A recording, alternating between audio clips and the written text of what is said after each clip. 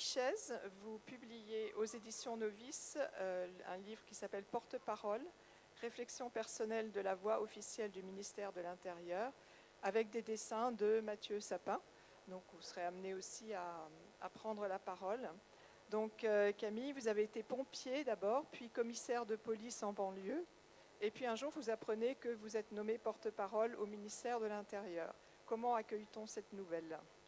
Alors j'étais un peu étonnée, mais pas complètement, parce que j'avais passé des entretiens quand même, donc voilà, je savais que c'était en cours, mais c'est par les réseaux sociaux que j'ai appris que j'allais devenir porte-parole, effectivement. Toujours un peu perturbant, et là on se dit, waouh, ça y est, on rentre dans le grand bain, et un autre métier commence. Entre le métier de terrain et le métier de porte-parole, c'est pas tout à fait la même chose, donc un peu de peur, et puis après il faut se jeter dans le grand bain, et les premières interviews médias donnent un petit peu le ton de la suite. D'accord. Donc vous avez accepté ce poste. Pour quelle raison ? Moi, j'ai accepté ce poste parce que je crois fondamentalement à la liberté de la presse. Et pour que les journalistes fassent leur travail, il faut qu'ils aient des interlocuteurs dans toutes les institutions. Et donc, j'ai estimé important d'être ce maillon, finalement, dans la chaîne de la création de l'information pour avoir des beaux reportages à la télévision, à la radio, dans la presse. C'est toute une chaîne. Il y a les journalistes, mais il y a tous ceux qui vont donner des briques d'information et qui vont participer à construire ces reportages, ces news. Et ça, c'est toute une chaîne, en fait. Quelles sont les qualités requises pour faire ce métier ? Je pense que vous aviez déjà des aptitudes, notamment vous faisiez des concours d'éloquence. Oui, moi j'ai toujours aimé parler, j'ai toujours aimé être dans l'échange, dans l'écoute aussi, dans le dialogue, parce qu'on dit souvent, pour bien parler, la moitié du temps, il faut déjà bien écouter. Donc moi, c'était des choses qui me parlaient. Mais après, c'est aussi beaucoup de travail. Moi, quand je suis arrivée, j'étais policière, donc je connaissais bien le domaine de la sécurité. Mais le ministère de l'Intérieur, c'est beaucoup plus large que ça. Il y a ce qu'on appelle l'administration territoriale, donc c'est tout le travail des préfectures. Il y a tout le champ de l'immigration. Moi, je ne connaissais pas du tout ces questions-là. Il y a les sujets de prévention de la délinquance. Il y a les sujets ultramarins, parce que pendant longtemps, au ministère de l'Intérieur, on s'est occupé des Outre-mer. Pour moi, c'était une grande découverte. Et donc, le coût d'entrée, l'apprentissage au début était extrêmement important. Et puis après, pour bien parler des choses, il faut bien les maîtriser, il faut bien les connaître. Donc, beaucoup de visites de terrain aussi pour moi, pour bien comprendre concrètement comment ça se passe. Et puis après, l'expliquer dans les médias. Plus on le fait, plus c'est facile. Moins on se fait piéger aussi par des questions qui pourraient être perturbantes. Et donc, voilà, c'est aussi pour ça que je suis restée assez longtemps sur ces missions. C'est le début est difficile, et puis après, on s'y fait. Et c'est un métier où vous êtes en perpétuel mouvement, en fait, et soumis à l'actualité du moment. Comment gère-t-on le stress ? Alors le stress et puis le fait d'être finalement décalé dans ce qu'on avait prévu. Donc il faut être assez souple, assez flexible. Il n'y a jamais une journée qui se ressemble. Et puis ce qu'on avait prévu, il faut être capable de finalement le transformer totalement. C'est vrai qu'il y a quelques sacrifices de temps en temps personnels, voilà, des fêtes de Noël à annuler ou ce genre de choses. Mais c'est aussi extrêmement satisfaisant d'être au cœur de là où ça se passe, quand il y a une crise, quand il y a un moment fort, d'être au cœur de l'événement. C'est aussi des grandes satisfactions. Et puis, quand on est porte-parole, on influence en fait par les mots, par l'image qu'on renvoie sur le cours des choses. Alors, c'est des petits pas. Mais par exemple, à la suite d'un attentat, quand on est dans les premières expressions publiques, moi j'ai toujours dit c'est le premier pas de la résilience, de la reconstruction finalement, d'expliquer les choses, c'est le début de la reconstruction. Et donc c'est des choses importantes en fait. Donc, comment préparez-vous vos interventions ? Alors la préparation c'est important. Moi je me suis toujours dit qu'il fallait tout le temps préparer, il ne faut jamais arriver comme ça en se disant j'ai déjà fait, c'est facile. Toujours bien se préparer, réfléchir au message qu'on veut faire passer, à qui on s'adresse aussi.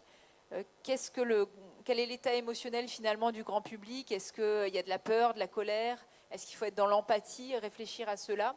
Et puis après, essayer de trouver le mot juste qui va blesser personne, qui va décrire au mieux la réalité. C'est vraiment un travail sur la sémantique et sur les mots. Et d'ailleurs, devant un public d'auteurs aujourd'hui, je pense que c'est des choses qui parlent.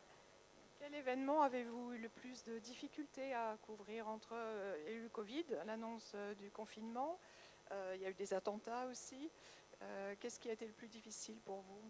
Assez bizarrement, les grandes crises, qu'elles soient comme le Covid sanitaire ou les crises sécuritaires comme des attentats, je pense que c'était pas pour moi les moments les plus difficiles. C'était peut-être les plus éprouvants humainement et en termes de sentiments qui sont quand même complexes. Mais moi, ce que j'ai le moins bien vécu, c'est plutôt les faits divers, où il y avait toujours, intervenir médiatiquement lors de faits divers. J'ai toujours trouvé qu'il y avait un côté voyeuriste, un peu malsain, de choses horribles qui se sont passées, qui touchent une famille ou une personne. Et j'ai vraiment pas aimé cet exercice de devoir intervenir au moment de faits divers pour expliquer souvent des mesures de pédagogie liées à ce fait divers, mais c'était pas des bons moments et j'étais mal à l'aise avec ces sujets. Ce qui fait que assez souvent, sur la fin de mon mandat, en tout cas, j'ai passé mon tour. Je pense à l'affaire Pierre Palmade, par exemple, où j'avais beaucoup de sollicitations de médias, mais je voulais vraiment pas rentrer dans ces débats-là, parce que les médias attendaient de moi, en fait, soit que j'enfreigne le devoir de réserve lié à la procédure judiciaire proprement dite, soit que je rentre dans des débats assez malsains parce qu'on était dans le show business et ça m'intéressait pas. Vous avez été la première femme à occuper ce poste au ministère de l'Intérieur. Est-ce que vous avez dû faire votre place, ou est-ce que c'était parce que vous citez des termes masculins, que les hommes emploient, comme gourdasse, la miss, la cocotte? Oui, il y a ce côté, quand on est dans le domaine de la communication, il y a ce côté, on pense que c'est quelque chose de très léger, d'un peu superficiel, qu'il suffit d'être bien peigné, de sourire et que ça va passer.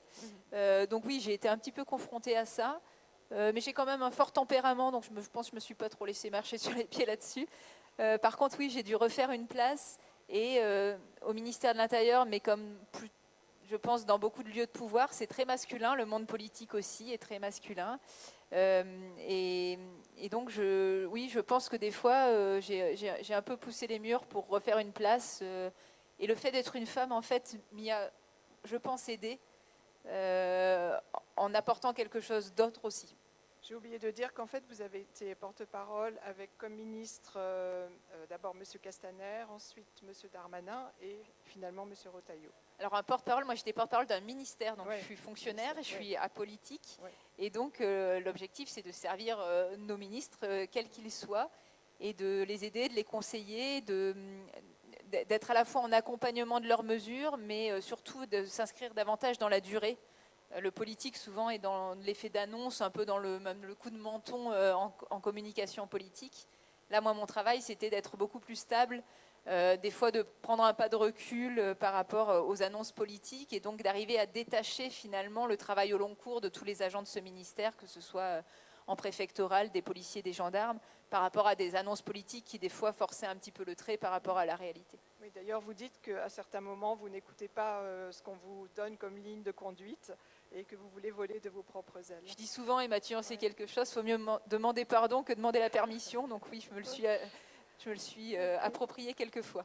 Quel est le rôle du porte-parole par rapport aux fake news, au complotisme qu'on voit de plus en plus Alors le porte-parole, déjà, comme il est en interaction avec tous les médias, il a le rôle de les éclairer, de leur donner les bonnes informations pour qu'ils puissent travailler, mais aussi de faire corriger quand il y a des erreurs.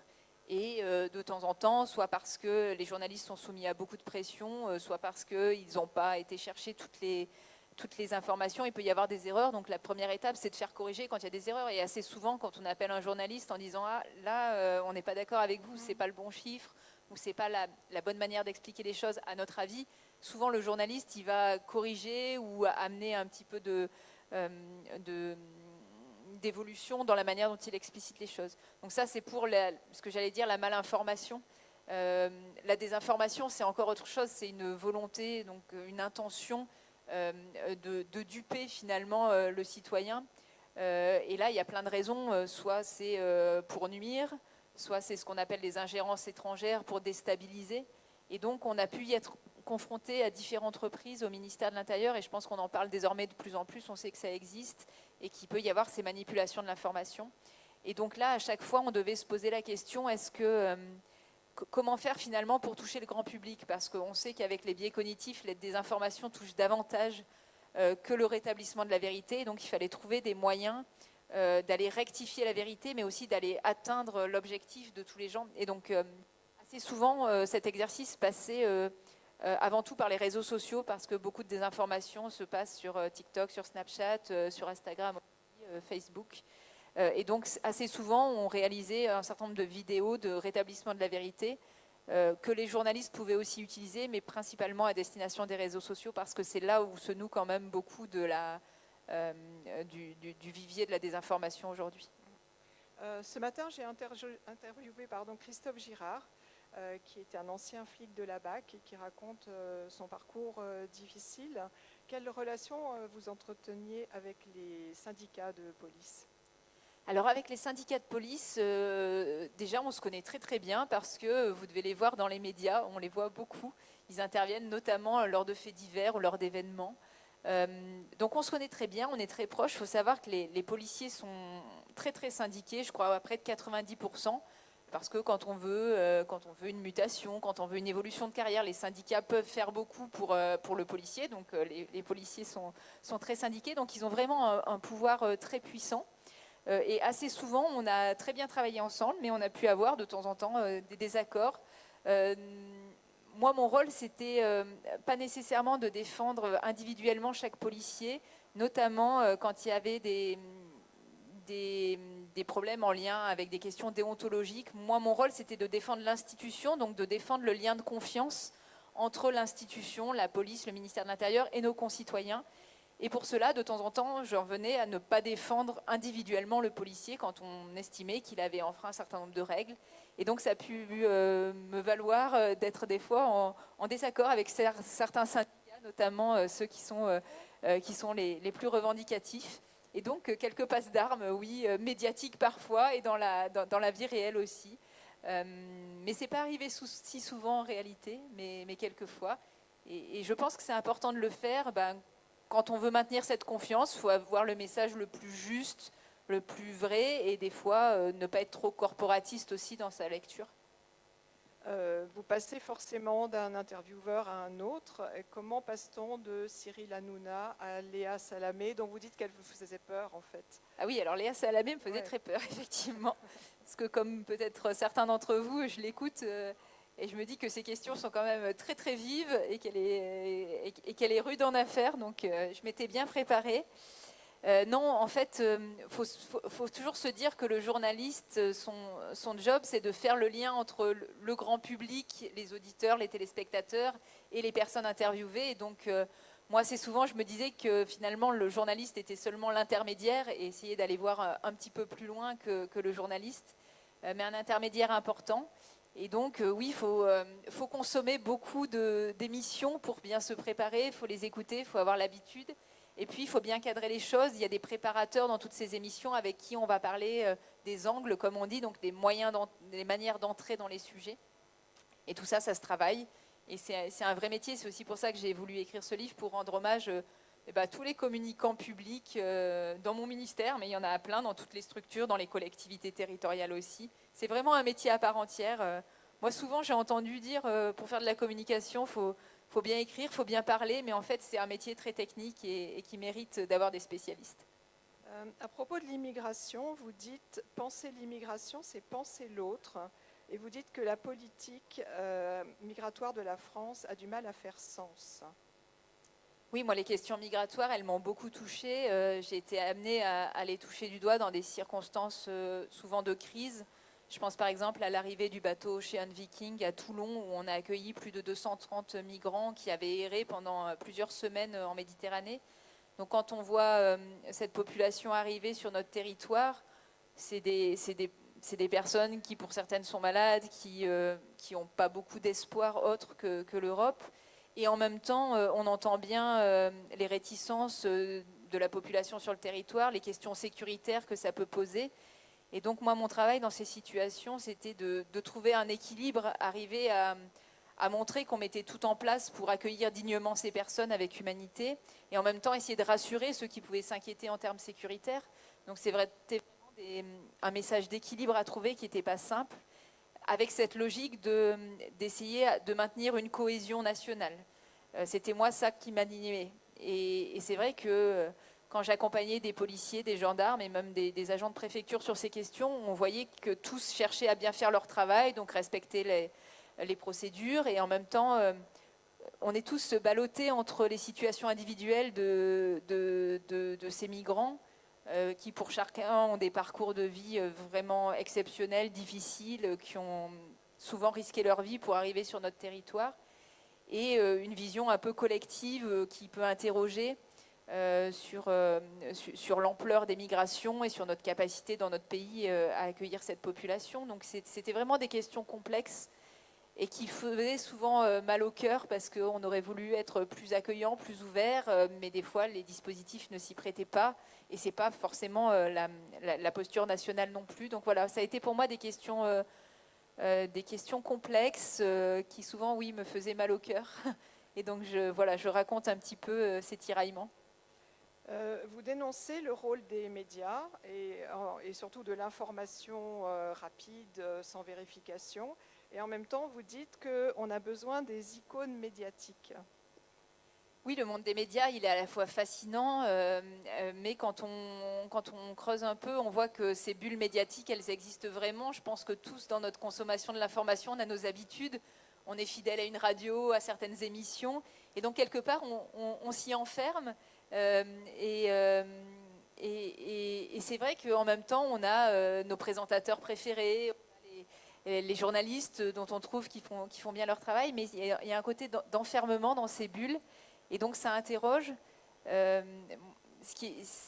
tout ça se bouscule souvent par cette frénésie, finalement, de l'information continue. Il faut aller très, très rapidement dans l'actualité tout le temps, et chaque actualité vient en chasser une autre.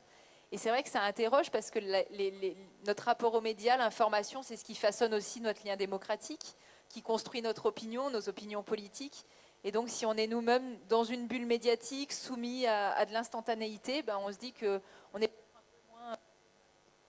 est peut-être un peu moins éclairé sur notre conscience politique, et c'est un peu dommage. Donc voilà, je pose plus de questions que je donne de réponses. Oui, c'est aussi un peu mais voilà, c'était des choses qui me tenaient à cœur parce que je l'ai constaté, je voulais le partager. Voilà. À l'annonce des résultats des élections européennes, vous dites avoir passé plusieurs semaines au fond du seau et avoir eu envie à ce moment-là de démissionner. Oui, je pense qu'on est beaucoup de fonctionnaires en fait à s'être posé la question, si un parti extrémiste arrive au pouvoir, qu'est-ce qu'on fait? Nous, les fonctionnaires, nos opinions politiques n'ont pas de poids dans notre travail, on sert n'importe quel gouvernement, on est là pour le service public, pour les bénéficiaires, et donc quelle que soit la couleur politique de nos ministres, on continue à travailler. Mais c'est vrai que je me suis posé la question dans mon exercice de porte-parole, finalement très proche du ministre, qu'est-ce que je ferais si un parti extrémiste arrive au pouvoir, d'ailleurs quels que soient les deux extrêmes, extrême gauche ou extrême droite. C'est des vrais tiraillements. Moi, je m'étais dit que je devrais démissionner parce que ça serait trop loin de mes valeurs. Et il y a un moment, voilà, faut le soir qu'on soit suffisamment à l'aise, qu'on puisse regarder dans un miroir, qu'on soit bien avec soi-même pour bien faire son travail. Mais je pense qu'il y a plein de fonctionnaires, je sais pas, des diplomates, des professeurs des écoles qui se sont posés plein de questions dans ces moments-là. Et quand on voit aussi ce qui se passe à l'étranger, aux États-Unis par exemple, avec le Trumpisme, je pense que c'est des vraies questions et on n'y pense pas, les fonctionnaires. Ils ont aussi des convictions et des fois, ça peut venir un peu en résonance par rapport à un métier où malgré tout, ils doivent loyauter à n'importe quel gouvernement. Ça questionne quand même et c'est des vrais tiraillements que j'avais envie de raconter. Mais qui sont propres par ailleurs, mais je pense que... C'est de loyauté légitime, oui. Oui, et de dissonance cognitive même, je dirais. Avant d'interroger Mathieu Sapin, j'ai encore deux questions. Aujourd'hui, que faites-vous et quel bilan tirez-vous de ces années au ministère de l'Intérieur? Alors, j'ai sorti mon livre il y a 2 mois maintenant et je suis donc en retrait de mes missions de porte-parole. Je ne suis plus porte-parole. Je m'occupe encore un petit peu de la communication pour le ministère parce que j'avais quelques projets à terminer. Mais je suis surtout en train de faire une reconversion professionnelle. Donc voilà, je suis en cours de changement. Mais je commence à ranger un peu mon os, de ronger mon frein. J'ai besoin d'un nouveau projet qui me porte pour la suite. Mais en même temps, c'est bien de changer de rythme, de retrouver du temps pour soi.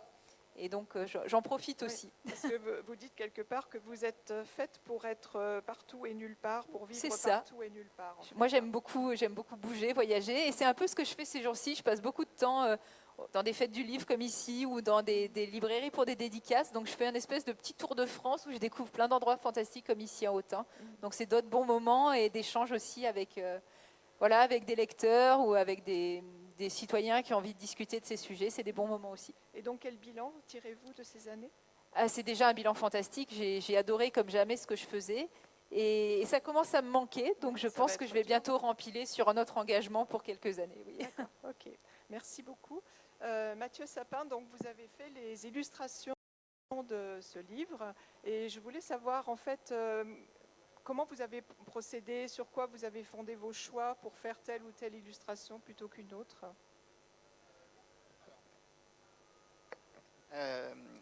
Eh bien, alors, tout d'abord, moi, je connaissais Camille depuis quelques temps, puisque elle m'avait contacté en fin 2022 pour me proposer de faire une bande dessinée sur les services du ministère de l'Intérieur.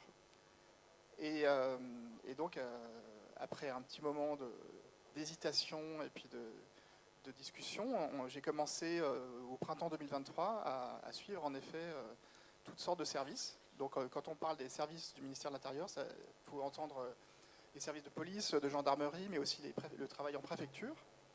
Et donc donc Camille me proposait diverses des déplacements, des services dans plein d'endroits sur le territoire, y compris dans les dom-toms.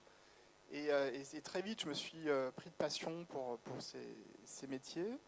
Et en même temps que je faisais ce qu'on peut appeler une immersion, elle a commencé à me parler de son projet donc de porte-parole, de son projet de témoignage. Et très tôt dans le processus, toi, tu avais envie de mettre des images dessinées. Je ne sais pas, il faudrait te demander pourquoi tu as eu cette idée, mais c'est quelque chose dont elle me parlait très, très en amont. Et assez naturellement, comme moi, je préparais cette bande dessinée, donc c'est celle que vous voyez à droite, là, qui s'appelle « À l'intérieur », mais qui n'est pas encore sortie. Donc je peux en parler, mais malheureusement, on ne peut pas la vendre encore. Elle sortira officiellement dans une semaine. Mais donc, tout en travaillant sur cette bande dessinée, j'ai en parallèle commencé à... Elle me donnait les premières épreuves de son livre, et donc on commençait à réfléchir ensemble en fait au dessin qui allait accompagner. Donc il y a 8 chapitres, et donc pour chaque chapitre, trouver quelle était la bonne image qui allait l'accompagner. Et donc c'est vous qui au final décidiez, ou si c'était vraiment une décision commune ou... Non, c'est vraiment Mathieu. Moi, je t'ai fait lire mes chapitres. Et ce sur quoi on s'était mis d'accord, c'est que le dessin devait apporter quelque chose de plus. Et devrait pas juste mettre en image le texte, mais devait apporter une dimension supplémentaire. Et donc, il y avait souvent quand même un moment fort ou un moment clé dans chaque chapitre, et c'est ça que tu as choisi. Et puis, tu as fait aussi des petits dessins. Donc, j'ai appris de toi que ça s'appelait des culs de lampe. Je ne me trompe pas, c'est ça, des culs de lampe. Donc, des petits dessins un peu miniatures, qui sont trop mignons d'ailleurs, et qui, de temps en temps, sont au milieu du dessin. Moi, j'avais vraiment envie qu'il y ait des dessins, parce que je trouve qu'au ministère de l'Intérieur, on a des sujets difficiles, arides. Je parle des attentats, je parle par exemple des manifestations, de l'ordre public. C'est des sujets complexes. Et mettre des dessins, je trouvais que ça a aidé le lecteur à entrer dans le texte, et ça a apporté du souffle, et aussi une mise en image qui, je trouve, est assez éclairante, et avec ta patte qui est magnifique. Et puis ça faisait sens effectivement avec tes immersions. Il reste quelques minutes. Est-ce qu'il y a une question que je ne vous ai pas posée sur quelque chose que vous aimeriez rajouter, ou Camille aussi Non, moi, c'est juste pour rebondir sur ce que vient de dire Camille. Moi, ce que je trouvais intéressant dans son livre, c'est tout simplement le point de vue, qui est le point de vue à la première personne, puisque jusqu'à présent, dans ton travail, tu ne pouvais pas parler, c'est-à-dire que tu parlais tous les jours, mais ce n'était pas ta parole personnelle, c'était la parole publique. Et donc là, l'intérêt de ce livre, c'est que c'est une parole personnelle, donc à la première personne, et c'est pour ça que la plupart des illustrations, moi, je les ai centrées sur le personnage. J'utilise le mot personnage volontairement, même si c'est une personne, mais le personnage, du moment où il est dessiné, de Camille, pour incarner cette première personne. Oui, en particulier un dessin où elle est seule dans une salle où elle attend pour le Covid.